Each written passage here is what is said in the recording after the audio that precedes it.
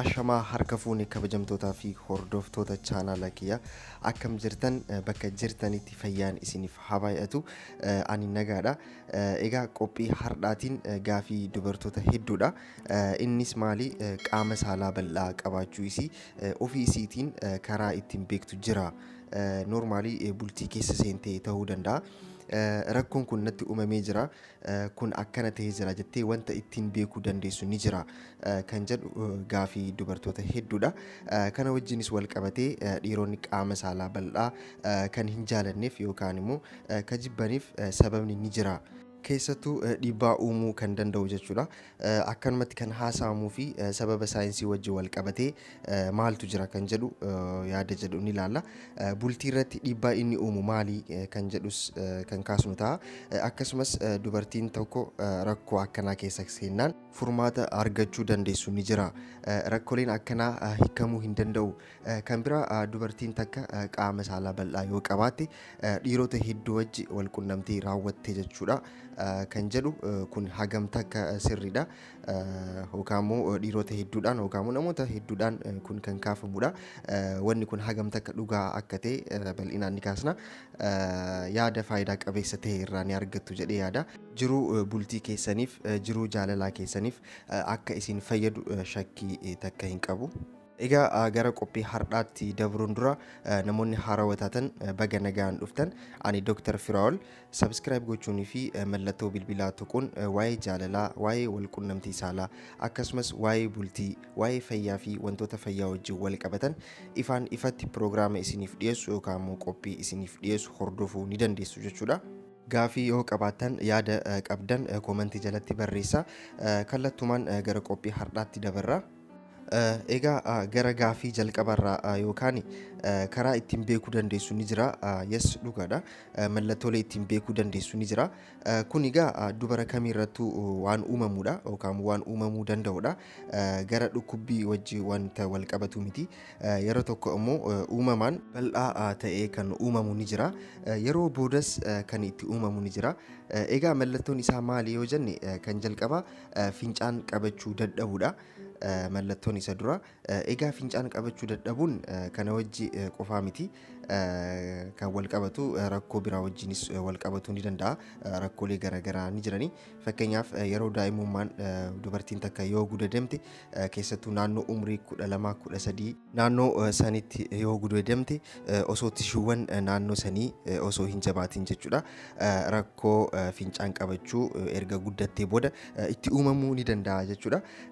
Yoo haala malee kolfitees fincaan hamma ta'e bahuu itti uumamuu ni danda'a. Kan biraa socho'iinsa qaamaa gar malee keessattuu baay'inaan fiiguun wantoota ulfaataa ta'e yeroo baay'ee kaasuun yeroo baay'inaan utaaluun kunniin rakkoo kanaaf saaxiluu ni danda'a. Bal'achuun qaama saalaa rakkoo kana uumuu ni danda'a. Bal'achuun qaama saalaa tishuuwwan wajji wal qabata. Maashaaleenis naannoo sanii laafaa ta'anii jiru jechuudha. Kun afuuffaa fincaanii wajji wal qabata. Kanaaf fincaan to'achuu akka hin dandeenye godha jechuudha. Kan biraa yeroo wal qunnamtii saalaa fedhii fixachuu wajji rakkoo uumamu ni jira yookaan immoo rakkoon uumamuu ni danda'a. Kana wajjin wal qabatee dubartoonni dhiirsa keessa wajji yeroo wal qunnamtii gammachuu dhabuun yoo isinitti uumame dhibee qabdan jechuu miti. Rakkoo xiinsammuu ta'uu danda'a. Fakkeenyaaf dubartiin sun san dura rakkoo garaagaraa irra gahuu danda'a. Gudeedamuu dandeessi. Kana wajjin wal qabatee fedhii dhabuu ni dandeessi. Kanaaf rakkoo xiinsammuu akka salphaatti hiikamuu ni danda'a. Kun waan guddaa miti. Kan biraa dhiirsa isii bira rakkoon yoo jiraatedha. Fedhii isii yoo inni hin beekin waan isiin barbaadu yoo hin hubatin rakkoo kanaaf saaxilamuu ni dandeessi. Mallattooleen biraa qaamni saalaa kee bal'achaa deemuu isaa kan ittiin beektu yeroo booda qaamni saalaa dhiirsa keetii xiqqaachaa deemuu yoo sitti fakkaate durarraa hamma akka xiqqaa ta'u sitti dhagahame yoo deeme yeroo wal qunnamtii raawwataa jirtan jechuudha. Rakkoon si bira tahee jechuudha. Isarra waan jiru yoo sitti fakkaate kun egaa qaamni saalaa kee hamma tahee bal'achaa deemuu isaa mallattoo ittiin beekuu dandeessudha. Kan biraa dhiironni maaliif qaama saalaa bal'aa jibban yoo jennu karaa lamaan laaluu dandeenya.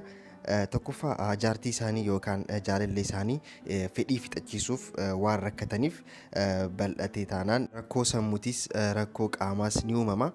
Si wajji wal qunnamtii raawwachuuf hanga itti ulfaatutti jechuudha. Kanaaf rakkoo fida fedhii isiitiifis waan cinqamaniif jechuudha. Lammaffaa gammachuu duraan argatanirraa ni hirdhata. Garuu dhiironni hagas mara gammachuu argatuuf hedduu takka hin rakkatanii. Garuu akka duraa fedhii wal qunnamtii ni hirdhata guutumaan guututti jechuudha. Kanaaf rakkoo guddaa ni fida jechuudha. Keessattuu bultii irratti keessattuu jaalala jidduu irratti jechuudha. Kan biraa yaada dogoggoraa kan ta'e qaamni saalaa bal'aa qabaate taanaan dubartiin takka yeroo baay'ee wal qunnamtii raawwattee jirti jechuudha. Kan jedhudha. Kun yaada dogongoraadha. Gonkumaa kan walitti hin dhufnedha. Dhiironni hedduun akkan yaadanii kun gonkumaa kana wajji waliin qabatu. Kanaaf kun yaada dogongoraa ta'edha. Uumamaan tahee amala adda addaa ta'e qaba namoonni hunduu. Kanaaf dubartiin takka yeroo baay'ee wal qunnamtii saalaa waan raawwatteefidha qaamni saalaa bal'aa kan ta'e kan jedhu kun yaada dogongoraa guddaa ta'edha jechuudha.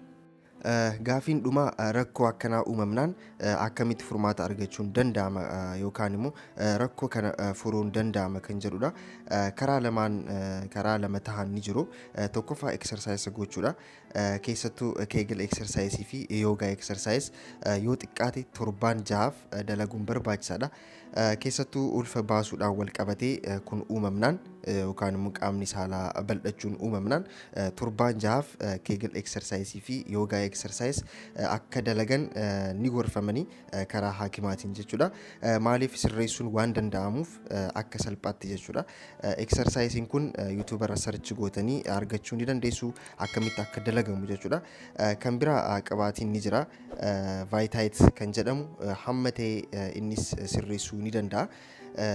Egaa kanneen fayyadamuudhaan qaama saalaa bal'aa qabaachuu kee beekuu ni dandeessa. Yoo karaa garaagaraatiin qaamni saalaa kees bal'ate wantoota kanneen fayyadamuudhaan hamma ta'e sirreessuun ni danda'ama jechuudha. Egaa qophiin har'aa kana fakkaata. Akka irraa barattan abdiin qaba. Namoota biraatiif share gochuu hin dagatina. Qophiin kunis yoo isinitti tole like gochuu hin dagatina. Prograama biraatiin walitti dhufna. Waan hojii turtaniif hedduu takka galatoomaa nagaatti.